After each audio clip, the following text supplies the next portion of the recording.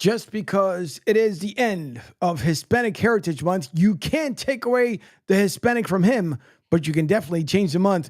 It is time for The Drive with my hermano, Rich Quinones. The Drive with you starts Mi now. hermano. Good afternoon, everyone. 5 o'clock straight up on a What the Freak Football Friday edition of The Drive with Q. As always, I'm your host, Rich Quinones, mi hermano. Angel Martinez behind the glass, producing the show, keeping us on the air and indeed in vivo. Yes, we are live. A little power hour, if you will, of The Drive. 60 plus minutes to play with. We'll creep and bleed into the 6 o'clock hour on the East Coast right here. Locked in on Sports Radio 102.9 FM. The Game, Southwest Florida's newest game in town, part of Coastal Sports Network. And as always, on our respective YouTube channels, Broad Street South and Rich Q on Q. Do not forget the 727-858-6650. That'll get you involved in two-way sports. Bring something to the table when it comes to a little sports talk on this What the Frig Friday. And let me just say this. I forgot there was a football game on last night, Thursday night football, which the gut told me the Broncos were going to wax New Orleans. I didn't have the stones to pull the trigger on that, but we've got a lot of NFL to get into. I believe it is a must-win Week 7 for many teams. But what the hell happened last night? When we talk about What the Frig Friday, what happened last night to my Yankees? One freaking out away from basically taking a stranglehold over the Cleveland Guardians. 3-0 in the ALCS. One friggin' out away, and then boom, Christmas coming early, Noel saving the Cleveland season with the big bop, the big bomb, and then extras. David Fry basically says, here we go, extended 7-5 Cleveland. You know, last night was a perfect example when you overmanage in baseball. We're seeing it. We saw it in the NLCS, which, oh, by the way, Grimace, Mr. Met, you guys are friggin' cooked. I mean, Otani's just on another level. They're just cooked. Just after tonight, go and get your golf swing, whatever. It's the series is friggin' done. The run ends tonight for Mr. Met and Grimace. Have a couple burgers, and call me on a Monday. I'll pay you on a Tuesday, whatever the hell that saying is. I'm watching this game unfold, and it's always imperative to get that first run, right? You want to try to scratch out the first run or two. And then obviously, if you want to tack on a run, that's great. But the Yankees did that. They deliver in the second, and then Cleveland absorbs the early gut punch. They get 2 in the third, and then what happens? You turn around, the Yankees find themselves down 3-1, and then they have a great 8th inning. And the reason it was a great 8th inning, if you're a Yankees fan, is because finally, you're starting to see the fruits of the labor, so to speak. When you can have a game in which Judge, who looks like he's waking up, cranks one 356 feet, and then Stanton comes up and he's turning back the clock, you're saying to yourself, here we go, boom, take the lead, 4-3, thank you very much. And then what do you have to do in a spot like that? Because we know in baseball, no leads are safe, especially in the postseason, especially when they shorten up the game. You get the sac fly from Torres, and Volpe scores. You get that all-important insurance run. Game should have been over. The game should have been over. And what happens is it just finds a way to unfold like this in baseball.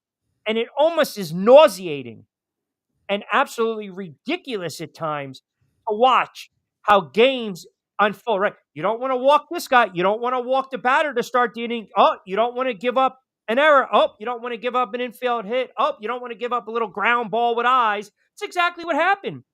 You got friggin' Ramirez, who had a monster season, 39, 40 home runs. He's safe at first on the fielding error by Rizzo. Shocker. Nyler grounds into a double play, right? Now, fine. Ball game should be over. Do not allow another man on. Close it out. That's what exactly we're paying you to do, Weaver. The kid has been basically, to some extent, stone cold at times, right? And he's been clutch. Young kid firing fastballs and changeups and curves, and here we go. Nope. Thomas rips the double. I text my friggin' buddy. Here we go. No, relax, relax, calm down. It's over. Series game over. And you just know because you've got another at bat. You've got another shot at life, shot at redemption. And Noel, the call was great, by the way, by Anderson. Noel, absolutely, no doubt about it. That was the gut punch. And I knew the Yankees weren't going to respond. So it goes into extras. And obviously, we know what happens. Fry with the 2-run shot, 7-5. And Cleveland is alive. And now you've got a series. You've got a series. But sometimes, man, you can be too loyal to your pen. You can be too loyal to your starters. There were some really great plays defensively in that game last night. And if you're the Yankees, and if you're a Yankee fan like I am, I look at this series and now I'm a little worried. I'm not scared. I'm not scared. I'm a little worried because you really could have done some damage, man. When a team's down 3-0, they got nothing left. They might get a game. You might get the gentleman's sweep. You might win it in 5, maybe even in 6. But 3-0, come back, couple big shots, Judge, Stanton, Weaver on the hill, shut him out, close him out. Mariano Rivera gave up 2 home runs in an entire postseason career in relief. Think about that for a moment. That's how automatic Mo was. And now I'm thinking to myself, uh-oh. If Cleveland finds a way to win tonight, and then the series is 2-2, it gets a little dicey. Now, as far as the NLCS, that series is over, man. I mean, you know, the Mets have had such a wonderful run, and you got to give credit where credit is due. They had the big win against Milwaukee. Alonso wakes up, and then boom, you get the big hit. You get the grand slam from Lindor in the Philly series, and they dispatch and they upset the Philadelphia Phillies. And then you just run into a juggernaut. I mean, think about these games right now. They have not even been competitive. The Dodgers win the opener 9-0. The Mets come back and win game 2, 7-3. The Dodgers have outscored the Mets 19-2 over the last 2 games. And I think that trend continues tonight. I think the Dodgers close them out. Ohtani is he's on another planet. Betts on another planet. Ohtani, this is why Ohtani's right now a generational player. I mean, the spotlight is meant for Shohei Ohtani. And if he was toiling around in the weeds all those years with the Angels, not making the postseason, you guys having to stay up late on the East Coast to watch West Coast baseball, if you're a fanatical fan, if you're a fan like I am, you want to watch him. You want to see must at bat if you're a fan of Shohei Ohtani. Well, now you get an opportunity and you get to watch him up close and personal. And he's delivered. He delivers, especially when runners are on. I mean, the stats are ridiculous. Once you get guys on or on the corners, he's going to drive them in. He's going to crack a home run. And the pitching has just been brilliant by the Dodgers. And the Mets offense is basically doing what the Phillies did last year against Arizona. Just non-existent. Just non-existent. So you got the ALCS, you got the NLCS, you got a cranky Rich Q because, again, I thought the Yankees should have came up big last night and friggin' closed it out, and they didn't friggin' do it, which is really annoying at the end of the day, right? Really, really, really annoying for me. And then, of course, I laid off the Thursday night game where I thought Denver was going to wax the New Orleans Saints, 727-858-6650. So this is a must-win week 7 in the NFL. Now, of course, we got the big storyline. Saquon Barkley, Philadelphia Eagles coming to MetLife. Here we go. Eagles are laying 3. Sirianni shaved his head. He's listening to what? 50 Cent, whatever the frig music he's listening to. I don't give a shit. I don't care. Now, I was going to get annoyed about 25 minutes into the show, but I decided, so what the frig Friday? I'm going to pace myself. I'm going to settle down a little bit. I don't want to be all over the place. I'm not going to do that. But let me say this. Let me start by saying this. This team right now, speaking of the Philadelphia Eagles, They're such a lightning rod, right? It's becoming now a national story. Talking heads, right? The yappers talking about the Eagles and Saquon coming back to New York. And the fact that the Philadelphia Eagles have mustered 22 yards of offense in 5 opening drives this season, which is alarming. Now, the disconnect, right? That's all we're hearing this week. The disconnect between the head coach, the disconnect between the head coach and the quarterback. That's all we're hearing. And, then all of a sudden you get the other schools of thought. This is the week the Eagles get it right. What does that mean? What does that mean? You beat a banged up friggin' Giant team that has no Andrew Thomas. Neighbors is banged up. Maybe no Burns. Maybe no Sexy Dexy. You're expected to win this game. You're expected to go up the turnpike, down the turnpike, and blow this team out. Smith, Brown, Saquon, Hurts, the line. Aha. But hold on a second now. Hold on. If the Eagles lose this game on Sunday, and by the way, I'm telling you right now, hold on. It's 5:11, 72 degrees Sunday. If the Eagles lose this game to the Giants on Sunday, and you have now leading up to this game, all these reports starting to leak out, right? Well, really, whose offense is this? We know it's not Kellen Moore's offense. It's Nick Sirianni. Well, hold on a second. Is Jalen Hurts shaking these guys off? Is he calling audibles? Did he call the audible for that third down play against Cleveland? The hell he did. That was his call. It was a gutsy play and a catch by Brown. But if he drops it, you stop the clock and you get an opportunity to win. Here's the disconnect. There's your disconnect. The fact, again, that these two do not see eye to eye. I'll have the radio on when I'm fishing. I'll record the freaking game. Don't worry about what I'm doing, guys. Do not worry about what I'm doing on Sunday. Okay? Do you want me to get Mini Giant? We will bring him onto the show right now. The radio will be on. I will be recording the game. It's 70 friggin' degrees. My weekends, as life goes on, get shorter and shorter. I get frustrated and annoyed that I got to watch the same shit every friggin' week. And that's this team losing. And now these reports are coming out that the Giants might put Daniel Jones on the block. Yeah, I'm triggered. All right, I'll get to that in a minute. But if you're the Eagles, you better not lose this game on Sunday, man, to a bad team. And the Giants are not a good team. Their defense, they've been playing well, don't get me wrong, but their offense is inept. And if Jalen Hurts goes out there, see, we got to start to have the conversation about Jalen Hurts. We have to start to have this conversation about some of these quarterbacks in the NFL, these young quarterbacks, these quarterbacks that are supposed to be franchise quarterbacks, these quarterbacks that are giving these max contracts, these 150, $250 million contracts, 35, 40, 50, 60 million guaranteed. You're supposed to be the face of the franchise. And it's so evident. It's like the elephant in the room that Jalen Hurts and Nick Sirianni do not like each other. They don't get along. But yet, we want to keep glossing over and still kill the coach when you got to start looking at the quarterback. And you also have to look about who's calling the plays. Whose offense is this? In the NFL, what do you hear every Monday? There's 12 to 13 to 14 scripted plays in the NFL. Scripted plays. Every player has their assignment. Every player knows what to do. Every player should understand the scripted plays. Execute them. Go out and run them to your the best of your ability. Well, when you're ad-libbing or you got guys going rogue or you're a slow starter, that falls on the head coach.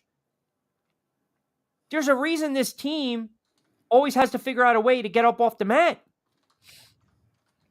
And this whole, Saquon, you know what? Go ahead, man. Go run for $165 on 30 carries. Well, what does that really mean at the end? It means nothing. I'm not going to sit there and say, well, the Giants should have kept him. No. It was a business decision. That's all that was. That's all. Nothing personal. It's all business. This is the NFL.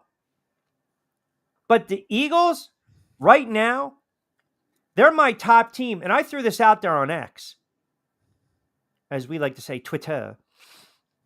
The Drive with Q poll question. Which team has the most pressure to win this weekend? I had Miami, the Eagles, and the Jets. The Eagles are number one. Without a doubt, hands down, the Eagles have pressure. They have to win this game because two things will happen on Monday. First of all, I'm going to crush the Eagles fan. Like, don't even try to comment in. You want to go hide in a friggin' bunker, high up on the mountaintop, airplane mode, no friggin' reception. Don't come at me because I'm coming right at you. That's number one. Number two, it will be another check mark against the head coach and also the quarterback. And now they're stuck between this proverbial rock and a hard place. There's no reason the Eagles should not beat the Giants by at least 14 plus points on Sunday. They're just better than the Giants. This is not a reverse mush tactic. This is not me doing the bad juju. It is a fact. The Giants offensively stink. They're not a good football team on the offensive side of the ball. And if there's no Sexy Dexy, if there's no Burns, then yeah, Saquon might go off. He might go nuts. He might go loco on Sunday and run for $165 because he's going to be motivated. And the Giants should be motivated to not allow him to go off, to play with a little friggin' pride because their head coach hasn't gotten the job done. And their quarterback hasn't gotten the job done. And if you guys heard me over the years, listen, the Eagles consistently own the New York Giants. Period. They just, the last 10 to 15 years, little brother, big brother. That's how it's been. So then you look at the Giants side of the ball, and now, and I don't know how much stock you guys want to put in this. These reports are coming out, and again, take it for what it's worth, that the Giants would actually entertain trading Daniel Jones. Now, I told you one of the reasons they would want to do that. Because when they're 1-6, 2-6, 2-7, they're going to have to bubble wrap him because they don't want to pay him in case he gets injured. But we'll get into those games a little more. So you got the Eagles with a ton of pressure. You got the New York Jets. There should be no more excuses for Aaron friggin' Rodgers. And what bothers me the most is that Aaron Rodgers went on the record and basically threw his wide receiver under the bus. I mean, where's your friggin' leadership, man? Where's your leadership? There is none. Aaron Rodgers is only concerned about one person, Aaron Rodgers. Aaron Rodgers might be one of the biggest frauds next to LeBron in sports history. Aaron Rodgers is going to rollerblade and roller skate into the Hall of Fame. Aaron Rodgers is one of the greatest throwers of the football I've ever witnessed. But Aaron Rodgers, throughout the course of his career, and this is going to rub some Packer fans the wrong way. It's going to rub some Aaron Rodgers fans the wrong way. Aaron Rodgers is not a clutch quarterback. I don't give a shit about a Hail Mary at halftime that had no business landing for a touchdown. Knock it down, Buffalo. Because in the wild card game against the friggin' Giants, they pushed off. I don't care about this Hail Mary stuff, Aaron Rodgers. That's not clutch.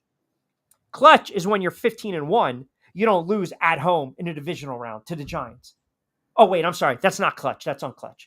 Clutch is when your coach decides, I'm not going to take the ball out of your hands because we know we can't get that fourth down with you. Not clutch. Aaron Rodgers is not a clutch quarterback. Aaron Rodgers basically is turning into a coach killer. Aaron Rodgers now is running the Jet franchise. So we gave you Lazard. We gave you Bax. We gave you Adams. Should be no more excuses. There should no more excuses for Aaron Rodgers. Like, if you can't go out and beat a Pittsburgh team that we don't know who the hell is going to be quarterbacking, which I'm going to address momentarily, you're laying 2 on the road, and you got Adams, and you got Rodgers, win the game. Go on a run. Let me see it, and I will shut up. You got the Steelers, the Pats, the Texans, the Cardinals, the Colts coming up. So if you beat the Steelers, the Patriots, maybe you lose to the Texans, you beat the Cardinals and the Colts, that's 4-1. Now we're talking what? 6 and what are they? 6. Now you're a 6-5 team.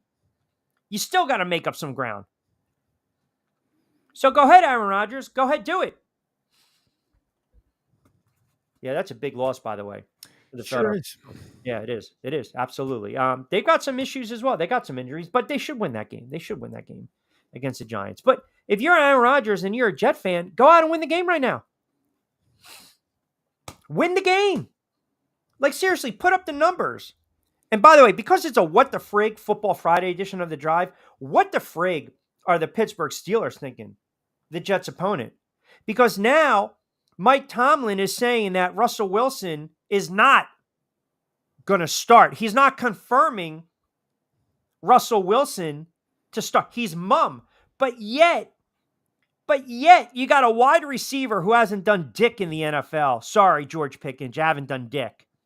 Basically confirmed that Russell Wilson is going to start. Like if I'm a head coach and if I'm getting both these guys reps, Justin Fields, who by the way came out, I haven't been playing well. I don't deserve.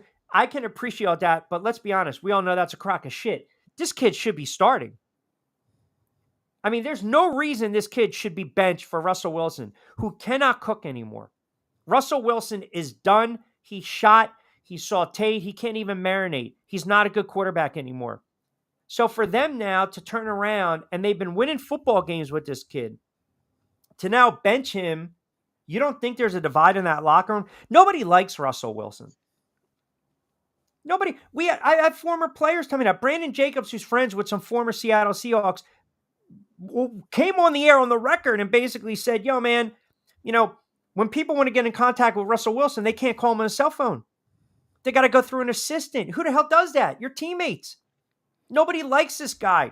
Pete Carroll, when Seattle beat Denver, remember Pete Carroll said, this one's a lot sweeter.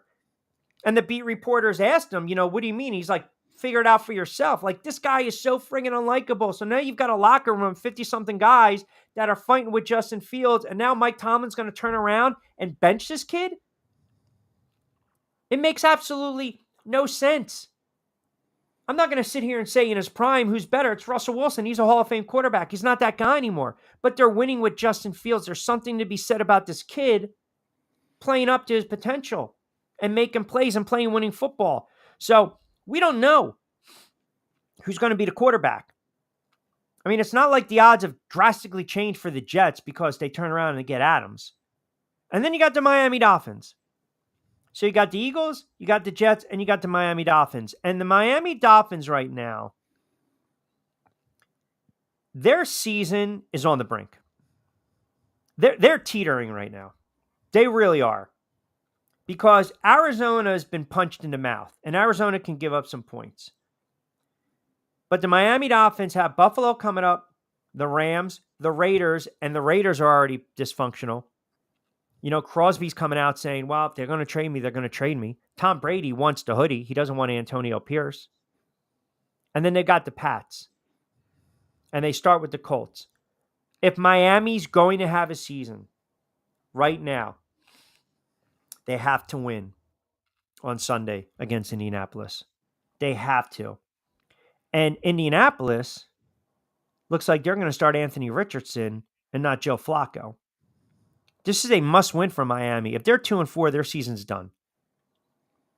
So the pressure's on those three teams, among others, in the NFL. The NFL season flies by, man. Right? We go 4-4-4-4. Back in the day, Parcells would say, hey, you go 5-3, 6-2, 5-3, 6-2, you're going to make the playoffs. 10 wins is going to get you in. It's not like that anymore.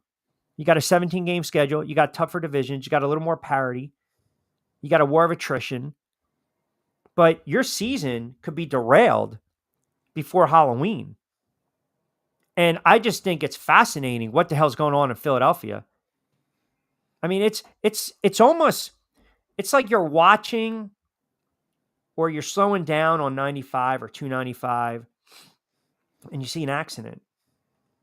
You want to pay attention in what's in front of you, but the human in us, we turn around and we go like this. We want to see what's going on. I mean, it's twisted. We're sick like that. Right? It's mangled. What's going on? God forbid somebody gets hurt. What's going on? Do I have a detour? We're fascinated with that stuff. Philadelphia Eagles right now, they're that wreck. And everyone's waiting to see, are there casualties? Are there deaths? Are people going to make it?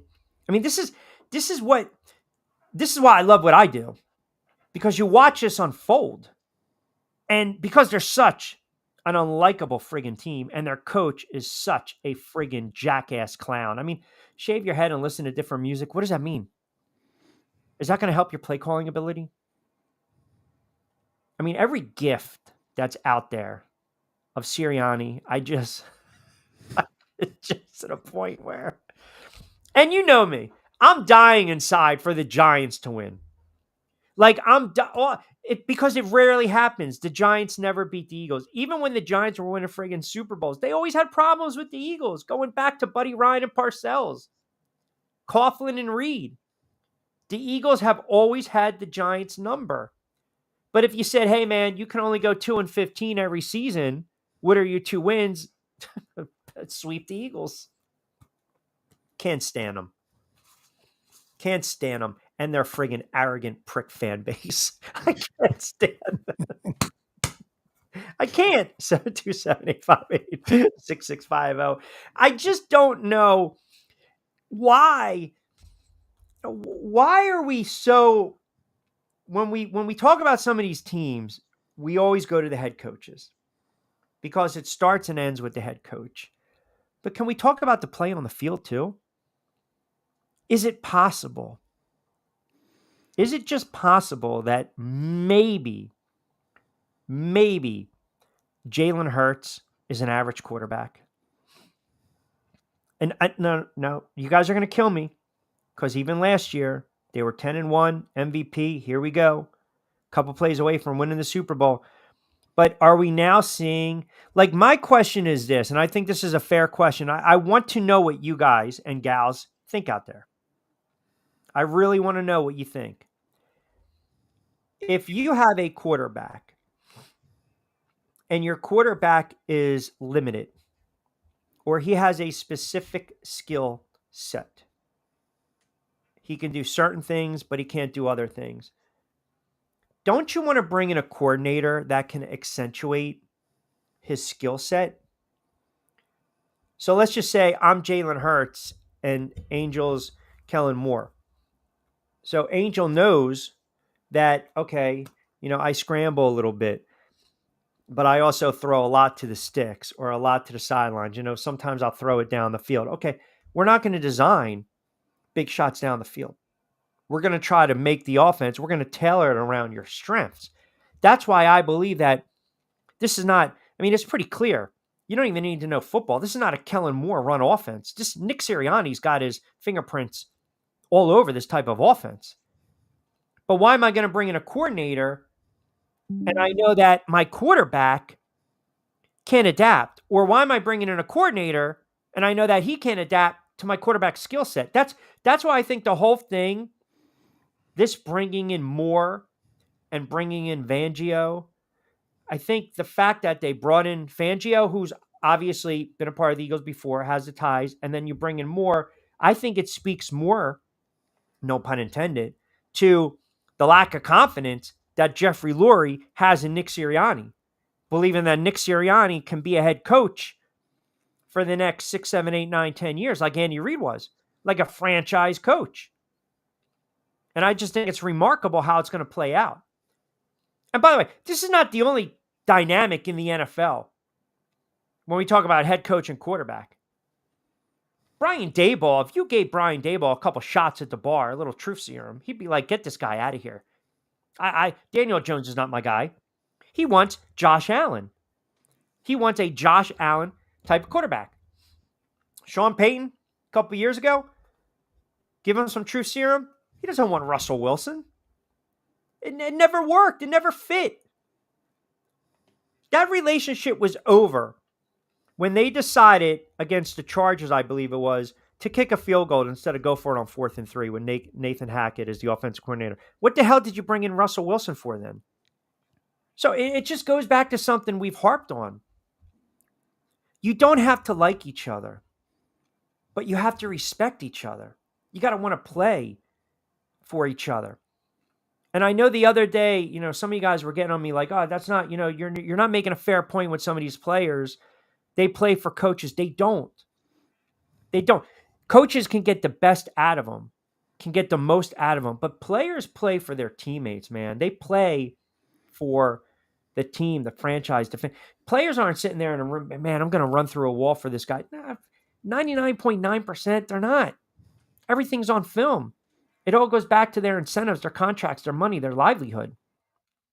Because if you're dogging it in November and December and you're making business decisions thinking about taking your wife or your girlfriend or your wife and girlfriend and your mistress to the Caribbean and you're missing tackles, that's on film.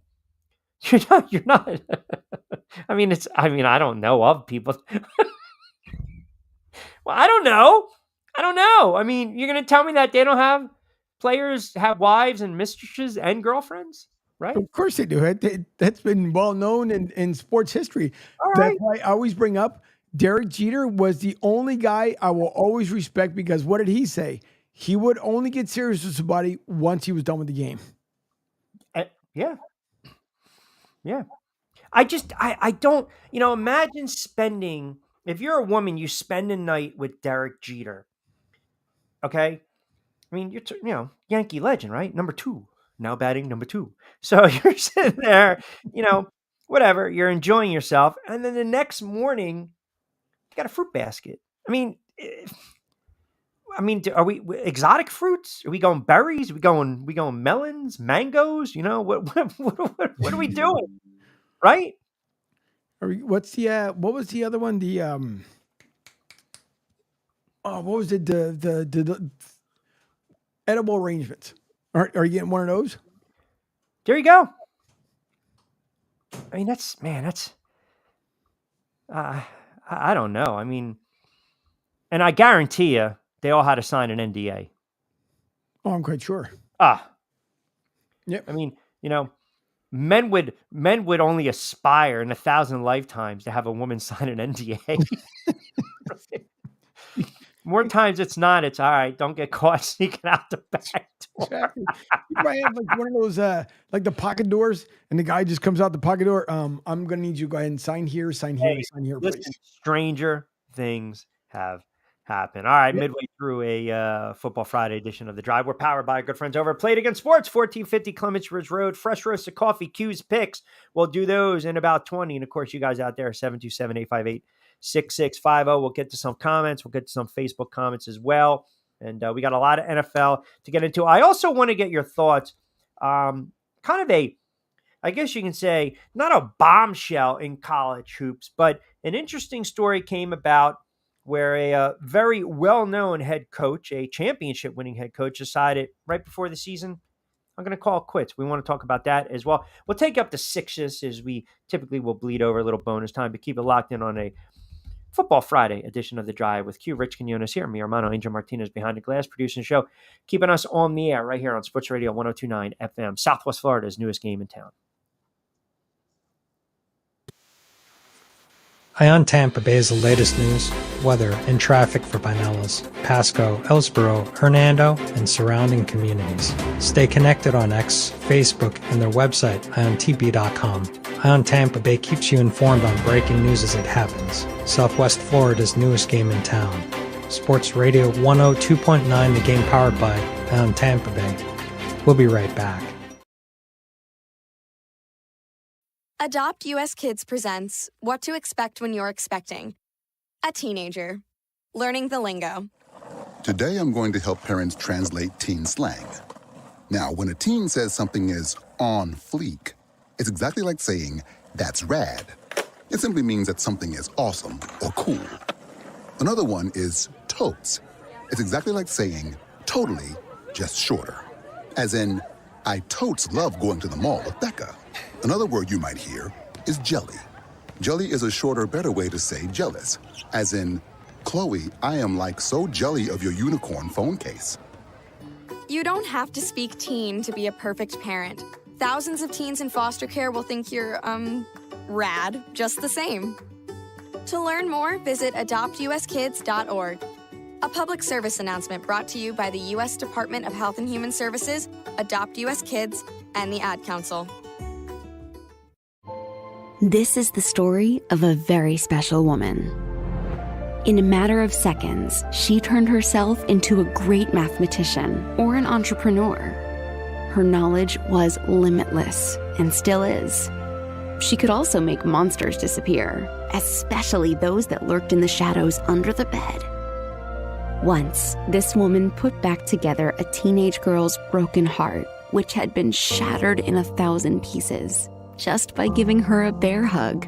She masqueraded as a regular person at work, but as a superhero at home. Everyone knows her as Gabriella. I still call her Mom. Your hero needs you now, and AARP is here to help. Find the care guides you need to help, complete with tips and resources at aarp.org/caregiving. A public service announcement brought to you by AARP and the Ad Council. Call or text the show at 727-858-6650. Now, back to Q. Guy, good to hear from you. 727-858-6650. All right, let's see what the peeps have to say out there. Comment away, and we'll start to get into week 7 already in the NFL. There's a team that came back from 0-3. Yes, that would be the effing Boston Red Sox against my Yankees. That's because of Dave Roberts. Oh, what a friggin' clown he is. Mets minus 5 runs in the 4th inning of game 2, 4 runs the rest of the series. Not a bad stat. Yeah, they haven't been able to score when they needed to. 6 or 7 cups today. Fresh roasted coffee. By the way, the link below in the show notes, BYP20 off your first purchase. Don't forget. All right, week 7. Week 7. Last night, relatively easy game for the Denver Broncos. What are the early surprises in the NFL? They moved to 4-3. Remember when the Saints were 2-0 and we were talking about the Saints scoring 45 points game? That lasted pretty much 8 quarters. You got the Pats and the Jags. All right, here it is. So here's the game we bookmarked, did we not? I was a week off. I thought May would get the start against Jacksonville. Second game in London. Jacksonville's 1-5. If the Jags get blown out by Jacksonville, if the Jags get blown out by the Pats, and Jacksonville's laying 6, I think that number will sit and close right there. The total is 41.5. It's one of the lowest totals of the weekend. Even if it's an ugly game. See, you can't fire Doug if they win 17-14 and Lawrence engineers an 80-yard drive to win it, right? But if they lose 20-6, 17-9, does Doug Peterson get fired? You gotta start thinking he's already been on the hot seat for the longest. That's what I'm saying. When do you crank it up and say, that's it, enough is enough? You would have to, if you lose at your other home base, which is London, you would have to think at that point, the owners got to look at it like, all right, you know what? We tried, this isn't working. And then when you have Belichick questioning, do they really have a bad quarterback or just someone that can't coach Trevor Lawrence is basically what he comes down to say. That's a pretty ballsy statement. Look, Doug Peterson won a Super Bowl, but he's no Bill Belichick. But for Belichick to say that, see, coaches usually don't. It's a fraternity. Mm-hmm. So coaches usually won't go after another coach. Now, again, though, Peterson beat Belichick in the Super Bowl. But point being, and you bring up a really interesting comment there, and point, if they were to lose, or even if they win, they're 1-5 right now. If they win, then now you're looking at a team that's 2-5 with Green Bay, Philly, Minnesota, Detroit, and the Texans coming up. They're not winning those games. They're not. So if you don't do it this week, are you going to do it when they're 1-8, 1-9? I know it's very rare to fire a head coach during the season. Mm-hmm. Like, owners don't want to do that, because when you do that, you do it because you have no other choice, is my point. Like, sometimes you can let it play out, right? You can let it play out. I mean, Andy Reid, when they quit on Andy Reid when he was at the Eagles, they lost 42-7 to the Giants. You just knew. You just knew. The Urban Meyers had to be done. The Chip Kellys had to be done. The McAdoo's, the Shermers. Sometimes it gets really bad. Robert Salah, I think it was long overdue. And the fact that they no-showed, that was pretty much it. And remember, he had to walk back Aaron Rodgers' comments about the cadence.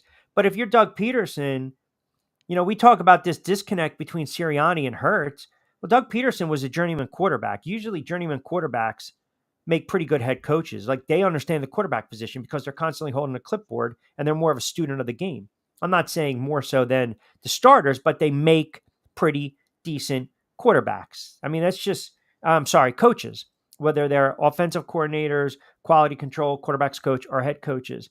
But this team has been lifeless. I mean, the game they won against the Colts, that's because Trevor Lawrence actually stepped up and played like a number 1 overall draft pick. But prior to that, they lost by 37 to Buffalo. They scored 13 against Cleveland, which we know stinks. They scored 16 points against Chicago, against a rookie quarterback. They gave up 35. I don't know, man. I think if they lose in London and have another piss poor showing, then Doug Peterson is going to be fired on Monday. Yeah. I believe that. Now, I mentioned this. I want to hear what you think on this, on the Nick Sirianni. So Nick Sirianni, Caldwell, who's with the Eagles, has a lot of ties to Indianapolis. And kind of reiterate what I mentioned the other day, I'm not suggesting that, Nick Sirianni is trying to get fired. That's not what I'm saying at all. But I'm wondering if he were to get fired, Indianapolis almost seems like this logical landing spot.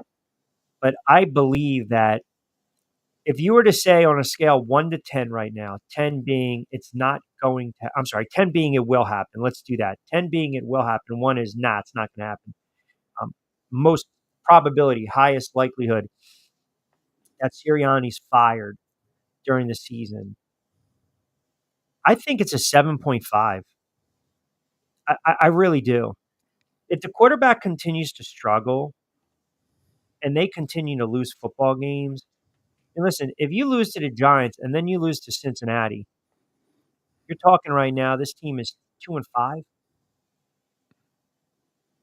You get a gimme game against Jacksonville, but what does it really prove? Whatever, anything less than a deep playoff run or even getting back to the Super Bowl, he's going to be done after this year.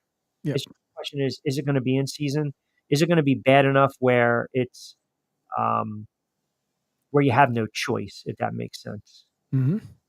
I see something on a buy. I mean, I don't even get a segue into this, do I? You do. Because as you're talking about it, this is kind of a point of, as you say it, I find, and then it adds to what you're saying. What is this? Who is this? Go ahead. This is Coach Belichick. It's a hoodie. Go ahead. Yep. Can you change the culture in the middle of the season? Doug Peterson, let's change the culture here. Well, aren't you the culture? Yeah, I'm not really sure what he meant by that. Maybe that's a change in preparation or practice, or I'm not really sure. I'd like to know, what he has in mind there. It's not his first year, and this is kind of what they've established. So I'm not really sure what that means, but clearly things aren't going very well in Jacksonville with the Jaguars, and they need to do something to be competitive here and to get back in this division. Can you change the culture? And there you have it. Bill Belichick joining us for a couple moments on the drive. What's that with Jimmy Gray? It's a good point that he brings up, and he's on to something. I mean, culture, you can't change culture during the season. You can't. I don't care what sport it is. Football, hockey, baseball, basketball. Once you're in, you're in. Because the culture, all right, for instance, I used the boxing analogy. Mm-hmm. Okay. Fighter's best punch is their jab. Their jab, you work off the jab. It's your best defense. It sets up your offense. All young fighters, get on the stick, right? Get out there. That's what we say. Be first. Get the jab going. It sets the tone for the round. It sets the tone for the fight.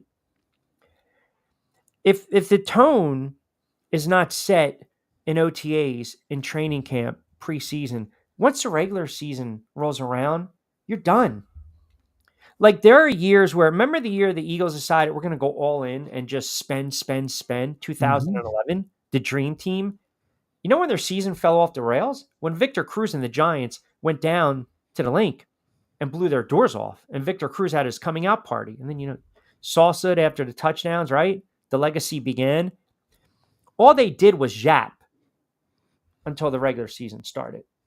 And I feel like even this offseason, they kind of talk, they kind of yap because they had that bitter pill to taste and swallow from what happened with the 49ers.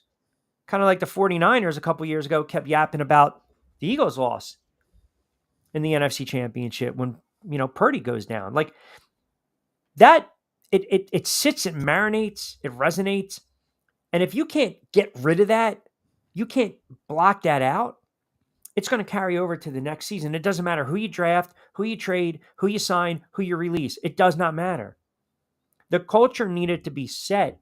The problem with a team like the Eagles, the problem with a team like Jacksonville, even to some extent, teams like the Giants and the Jets, when you struggle and you have down years, which are commonplace in the NFL, you're allowed to have a down year. Washington lost 8 straight, but they were the talk of the NFL for the first couple weeks of the season, and they played Baltimore really well, and they still are. They're a good team, young team, good head coach. You look like you have a franchise quarterback. You got some players on offense and defense. So they were able to get rid of Ron Rivera. They were able to get rid of Eric Bieniemy. It just wasn't going to work. They needed to draft a quarterback. They needed to jettison some guys. They had to figure out, who can we rely on in the locker room? And that's why I always say business decisions.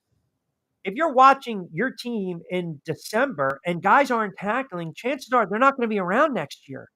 Contract be damned. So the culture has to be set.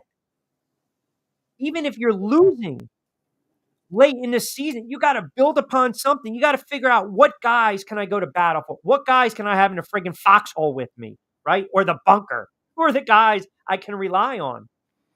Last year, what did the Eagles do? They were 10-1. Angel, they were 10-1. And they started to lose some games. They were 10-1. And Sirianni mouthed off after that Chiefs game. And then they just got throttled. Dallas, throttled. The 49ers, throttled. They got lucky against the Bills. They got throttled in the wild card game against Tampa Bay. Everything bled into the offseason. And now it's manifesting itself. It's the same thing with Jacksonville. It's the same exact thing with Jacksonville, man. They made the playoffs a couple years ago. They had a down season. Coach is on the hot seat. Franchise quarterback is not a franchise quarterback. All the talk, everything bled into the offseason. Are we going to pay Trevor Lawrence? Are we not going to pay Trevor Lawrence? And what happens? They open up the season 0-4. It carries over. It's like it manifests itself. I mean, losing in the NFL, if you lose a couple games and you have a down year, it's okay. But think about what happened. Now, it's really remarkable, these two teams that we bring up. The Philadelphia Eagles last season were 10-1. They look like a juggernaut. And then they dropped 6 out of 7, including the playoff game to Tampa Bay in the wild card. Jacksonville was 8-3. They lost a heartbreaker to Cincinnati. They had defensive lapse late against Cleveland, which prompted them to get rid of Caldwell. They no-showed against Baltimore.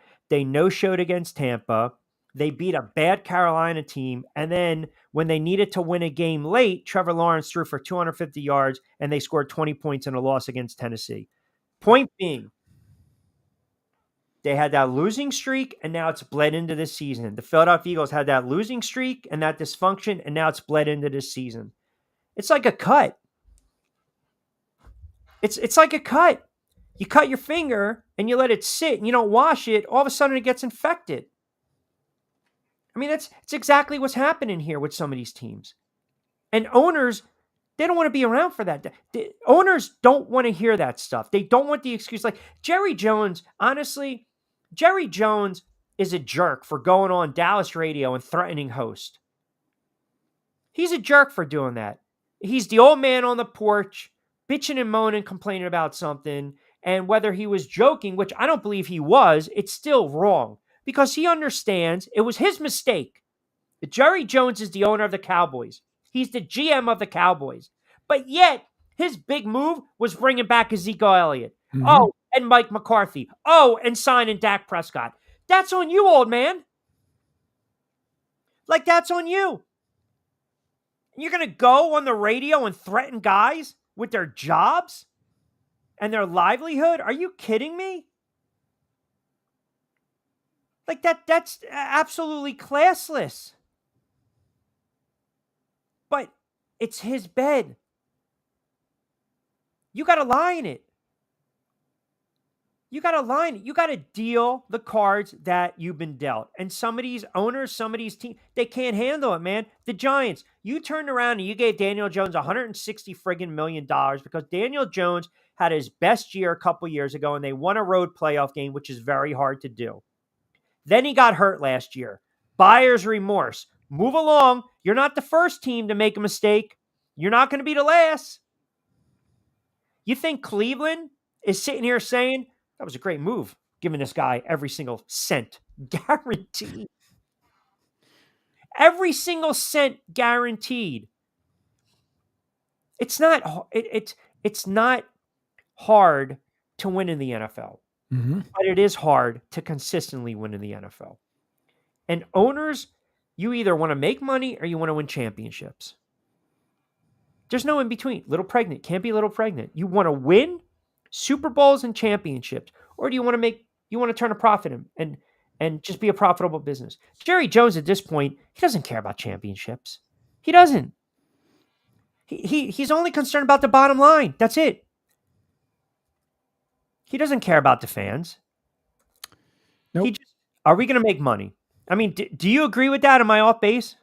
No, you're absolutely right. And me personally, I have no clue why the hell he brought back Zeke Elliott either. It didn't do anything to better the team. Zeke is not what he used to be before. So then what was the point of bringing him back if that was the case? It seems dumb altogether that he decided to do so. So you're not off base on that. It's the same way like it was. And the reason why I brought up Coach Belichick was because what you've been saying all season long.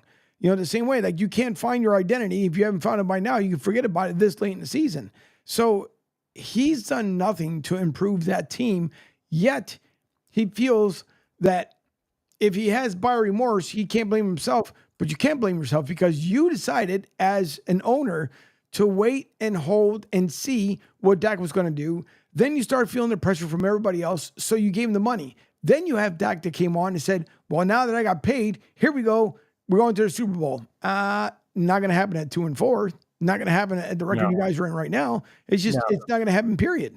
No, listen. Everything you're saying, you're dead on, man. Like if you're making moves and you're spending money, like Stevie Cohen's spending money for the Mets, and look at the run they had. Okay, fine. He's saying I want to try to win. This is how I'm going to try to win. They paid a lot of money to Dak. Still got issues with the offensive line. You got to figure out. All right, Parsons. Here we go. We know about other weapons. CD. You know, Troy Aikman, I mentioned that head coaches rarely come out and kind of kill or crush or criticize, I should say, other head coaches. Troy Aikman basically came out and blasted the wide receivers of the Cowboys. Like, what the hell routes are they running? You're not running your routes. He basically said, you're not trying. Right. Okay. So then whose responsibility is it to get them up on a Sunday? Like, they're making millions of dollars. Like, a head coach should be able to prepare you. But being a professional player and making millions of dollars, there's your motivation. Like, get your ass up for a game on Sunday. Get your ass up. Your motivation is your bank account. It's your livelihood. The head coach shouldn't have to get you up. If he has to try to get you fired up, you're in the wrong profession. The head coach should get you prepared. So when you have these teams come out and these lackluster offenses, these lackluster performances in quarters, like the Giants on offense, like the Eagles, it seems like every other week, they're slow out of the gate. That's not about the players want to. That's the coach's inability to prepare you properly. So then you make the change. But again, the player has to have some pride. The coaches have to respect the players. The players have to respect the coaches. And sometimes the owners need to stay the hell away and just open up the checkbook. You entrust your GM. Your GM entrusts the head coach. The head coach entrusts his coaching staff. And in turn, they all have confidence and trust in their roster that's been constructed. If they don't, the machine breaks down. It's as simple as that, man. You were in the military. You understand how that works. Every soldier, every man, they have a responsibility. They have a role. When someone goes rogue or someone's selfish, then guess what? Everything is at risk. The operation is at risk. The machine breaks down. It's the same friggin' thing in the NFL. Half these owners shut up, cut the check, and go away. Jerry Jones is all about him. He doesn't give a shit about winning. It's the bottom line. Did I turn a profit? Did I sell merchandise? Did we get concessions? Did people buy food? Are they coming into games? What about the TV rights? What about the broadcasting rights? His time is done in the NFL. His time is done. One of my best friends is a diehard Dallas Cowboys fan. He's like, blow it up already. Like, start from scratch. Get this guy out of there. Why do you think Washington all of a sudden feels this weight of their world lifted off them? Because there's no more Daniel Snyder. Yep. There's no more Daniel Snyder. So you don't have to deal with that toxic environment, man. You got a meddlesome owner. Jerry Jones is the only friggin' owner of professional sports that every time there's either a mistake or a touchdown, the camera pans on him. This guy's going to be, God forbid, say in 10, 15 years, he passes away and they friggin' mummify him and stick him in the press box just so we can get a camera on him, get his reaction. They probably would. It's ridiculous. No. Well, it's the same way. Why in the world on God's green earth, knowing that do you really have to make such a grand entrance and bring the helicopter in harm's way, by the way, onto the practice field? I mean, come on, dude. Seriously? So I don't care. Listen, and Cowboys fans, you guys are listening. No offense. You guys suck. We do too. As far as the Eagles, so we're on the same boat, except for you guys suck a little bit more with that ridiculous owner. And until things change, and I don't even know if the Suns going to be any better than what Jerry Jones is right now, but it just doesn't make any sense on these transactions stuff he ends up doing. And it's always everything he does like a boomerang, right? Because he points a finger, but it comes right back at him every single time when he does it. But that's on him. Yeah, it's funny how you keep saying the helicopter and the suck. Remember that great line in Spaceballs? Oh, I bet she gives great helmet. Yeah. All right, we got to get through some of these games right now. We'll do the picks. I also want to get into the college hoop story, but let me run through the gamut. Some of these marquee games, and then we'll do our picks in a couple moments. I mentioned, obviously, the Eagles and the Giants. That's one of the marquee games. I think the Eagles are going to try to run the ball early and often with Saquon. If the Eagles get ahead 13-0, the Giants are going to have a real hard time scoring. The Giants are a bad team at home. They're 0-3 this year. They've had some no-shows over the last several years. These games have not really been competitive aside from one or two games here or there over the last 6-7 years. I know the Eagles are laying 3. I think they're 10 plus better. I'm not going to sit here and say this is the get right game. If there's no Burns and there's no Lawrence, the Giants defense is in trouble. I think where the Giants can keep it close, believe it or not, is they can actually test the middle of the field and try to throw a little bit against that secondary. That actually means that Daniel Jones is going to have to let it rip. The Raiders and the Rams, not a sexy game. Commanders are laying 9.5, one of the largest lines of the weekend against the Panthers. Washington, if you want to be taken serious, you win this game. That's all I can say. You win this game. I don't care if it's by double digits unless you bet and you put a little coin in the pocket. I think, and we'll talk about this. Let me get these two games out of the way because obviously they're national games, prime time, 4:25, Kansas City and the 49ers. Could be the game of the weekend. The Chiefs are 5-0, and I feel like we're not talking about Kansas City enough because it's not a sexy 5-0, right? And let's be honest, right? They're offensively a little bit of a down year for Kansas City. But the one thing I like from Kansas City is their run defense is really good. They're really strong and stout. They're giving up about 87 on the ground. 49ers have to establish the run a little bit. I'm not a big believer in the line is telling you something. You're getting the friendly 2 at home. I think the line will close at 2 for San Francisco. Patrick Mahomes, Brock Purdy, right? I mean, who you trusting in this situation? If the 49ers keep getting healthy and get right, they're going to be there in the end. I do like Kansas City on the road in this game. We already talked about the Jets and the Steelers. We don't know who's going to quarterback for the Steelers. This is a shut-up game for the Jets. If you're going to make your run, it's got to start Sunday night against the Steelers. Monday night double dip. We'll do that on Monday show. Ravens and the Bucks, Chargers and the Cardinals, Lions and the Vikings. That's a really big game, man. Minnesota quietly 5-0. Sam Darnold in there for MVP candidate. The Lions put up a ton of points. We saw what they did against Dallas. Now, you asked me a very good question the other day. So Detroit loses Hutchinson. Mm-hmm. You said, where would there be a landing spot for Hassan Reddick? Yeah. Perhaps Detroit. Good. Perhaps they got to shore up that line, right? Detroit's playing at a really high level. This is going to be a fun game to watch. This is one of the higher totals of the weekend, 50.5. Miami against the Colts. We already told you Miami has their issues. They have to win to save their season. Richardson looks like he'll get the nod. Packers and the Texans. Bookmark this one. Really fascinating game. Both teams come in solid records, 9 wins between them. The Texans are 5-1, Packer 4-2. Packer laying 2.5. Jordan Love, I know he came back from that injury. He had a little rough patch, but again, they turn around. They put up 34 in their last win. They won 4 out of 5. They had the setback against the Vikings. I actually like Green Bay in this spot. I like them in this spot because they're at home and they can put up a lot of points. This game, I think, has the potential to hit the over. Cincinnati got right with their win against the Giants. We're talking all these quarterbacks. When is Cleveland going to turn around and bench Deshaun Watson? Like, what are you waiting for? I don't. What's the allure at this point with Deshaun Watson? He's horrible. I mean, this guy is absolutely. I've never seen a quarterback regress this poorly. The only quarterback I can compare it to regress like this, and you should know where I'm going with this, is Carson Wentz, Ginger Jesus. You like that, don't you?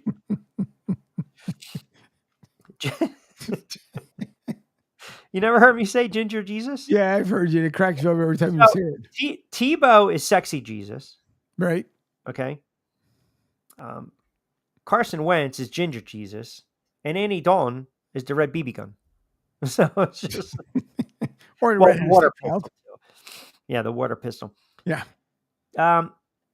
When do you think the last time Deshaun Watson, this is the trivia question. There are no prizes on today's show. When do you think the last time Deshaun Watson threw for over 300 yards? Last season.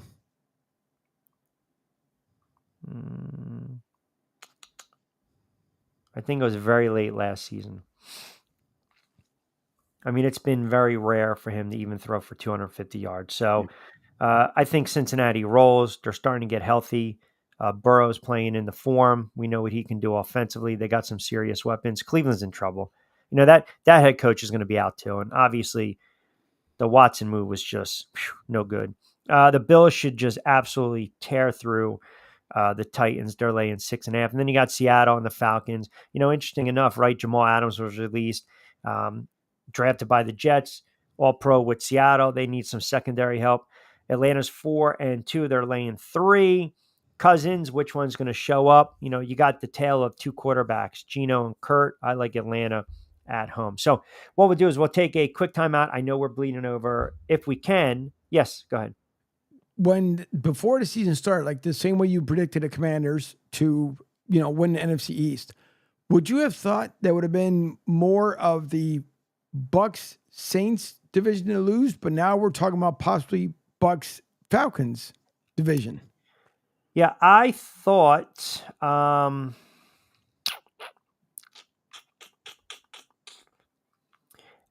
Tampa Bay would be a good team. Mm-hmm. I didn't think they'd be this good. I didn't like Carolina.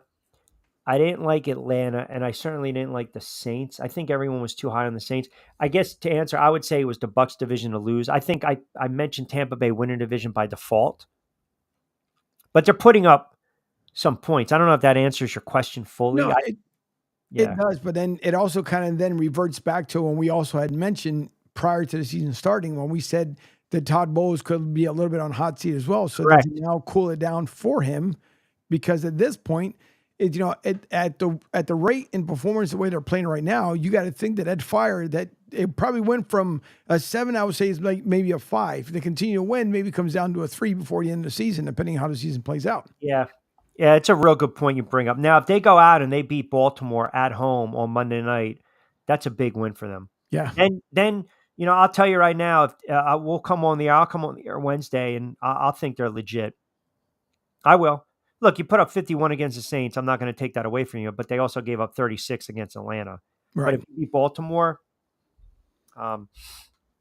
I'll take them serious. All right, quick timeout. We'll come back. We'll do the picks, and then we'll get into this Bennett story, and then we'll close it out. A little OT on a What the Freak Football Friday edition of the Drive. Ion Tampa Bay is the latest news, weather, and traffic for Pinellas, Pasco, Ellsboro, Hernando, and surrounding communities. Stay connected on X, Facebook, and their website, iontp.com. Ion Tampa Bay keeps you informed on breaking news as it happens. Southwest Florida's newest game in town. Sports Radio 102.9, the game powered by Ion Tampa Bay. We'll be right back. Hey, Dad, your prescription will be ready in just a minute. Hey, Dad, your laundry will be ready in just a minute. Dad, your lunch will be ready in just a minute. Hey, honey, why don't you take a minute? When you help care for a loved one, you give them as much time as you can, making sure they're safe and comfortable. But it's just as important that you take some time for yourself. At AARP, we can help with information and useful tips on how you can maintain a healthy life balance, care for your own physical and mental well-being, and manage the challenges of caring for a loved one. Because the better care you take of yourself, the better care you can provide for your loved one. Thanks, Dad. Thank you. You're there for them. We're here for you. Find free care guides to support you and your loved one at aarp.org/caregiving. That's aarp.org/caregiving. A public service announcement brought to you by AARP and the Ad Council.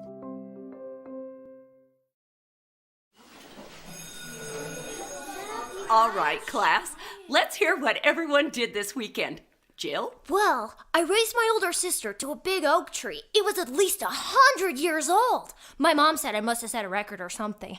And then we went down by a stream and perched up on this huge rock and saw all of these little minnows swimming around way below us. And then I rescued my little brother from an evil slug king who was guarding him at the bush fortress. And my sister and I brought him back to our super twig fort for safety. And then we all laid out and told stories until it got dark. And the Big Dipper led us all the way home. Wow. Awesome. Where were you, Jill? Yeah. We went to the forest. It's not that far away. Anyone want to come this weekend? Ask your parents to take you and your friends to the forest this week and find the fun, adventurous you. It's closer than you think. Check out discovertheforest.org. Brought to you by the U.S. Forest Service and the Ad Council. Download the Sports Radio 102.9 FM The Game app and tell your friends that Florida has a new leader in digital sports radio.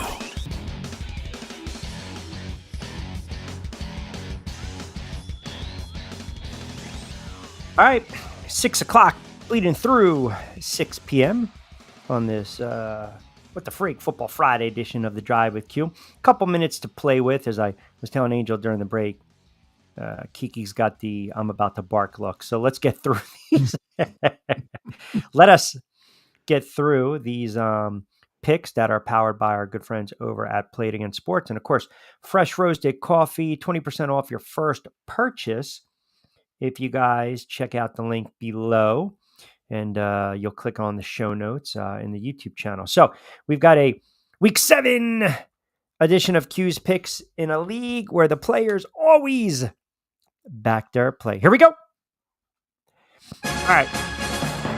Game number one, numero uno. We get to that teams in that Bills game. Bills laying a large whopper of a number 8.5. I think this is a game where the Bills ransack Tennessee by at least 17. I see this 31-14. Allen's going to go off. The Bills are tough at home.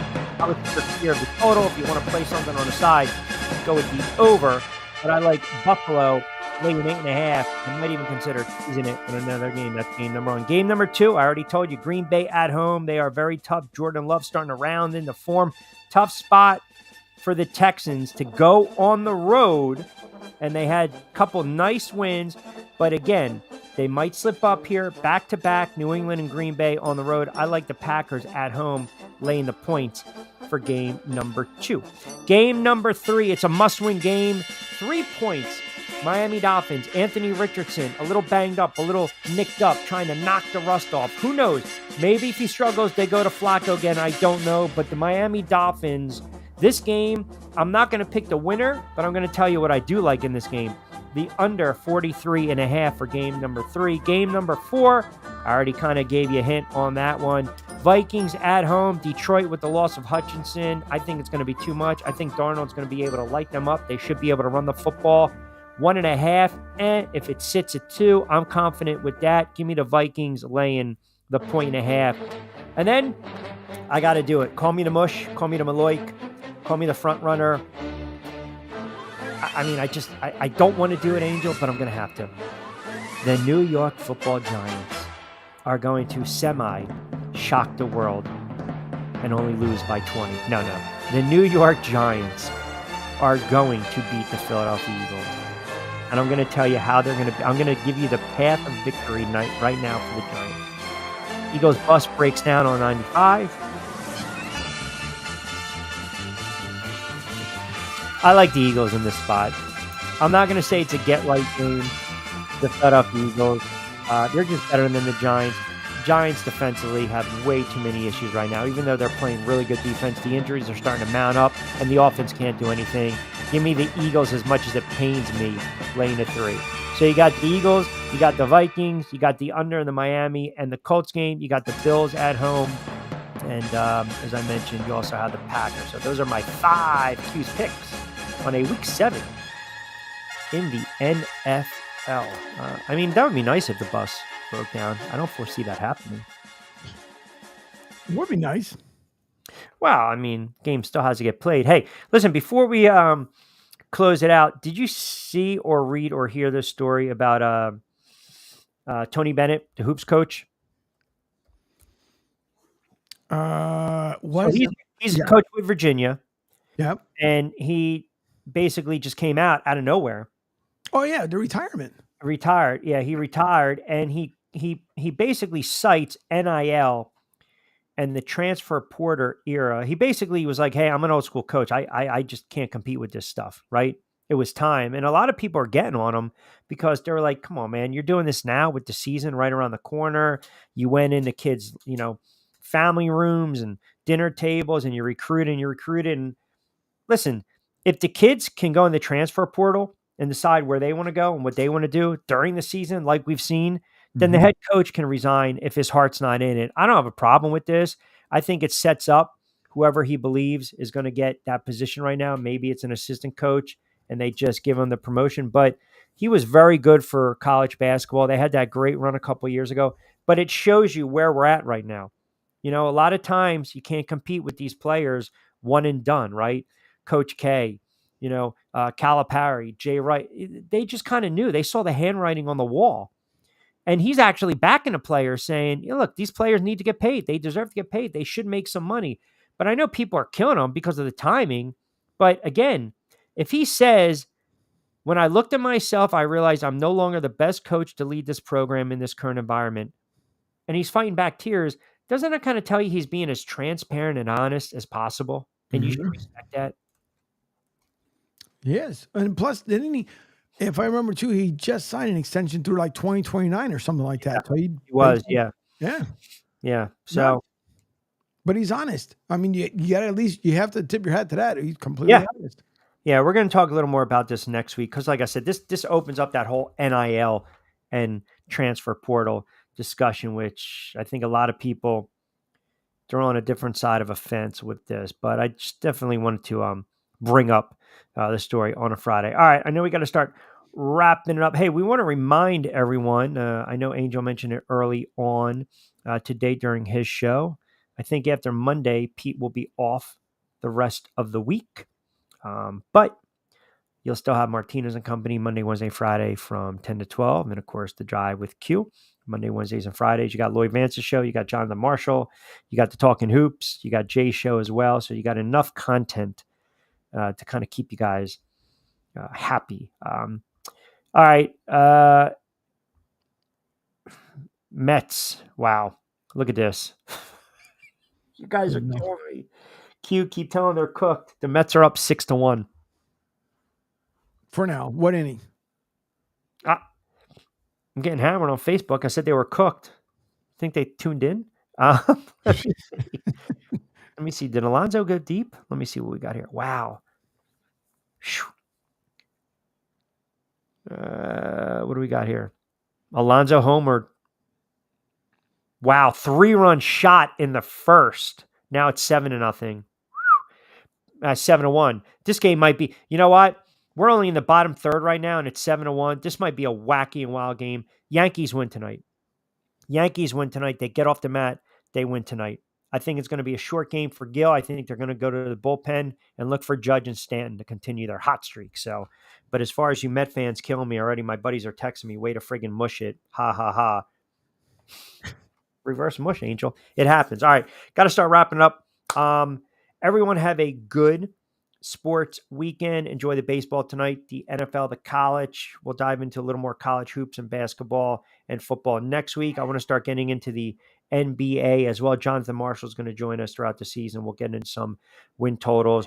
Always download the app, SR 1029 FM The Game. Check us out online. We always love the comments.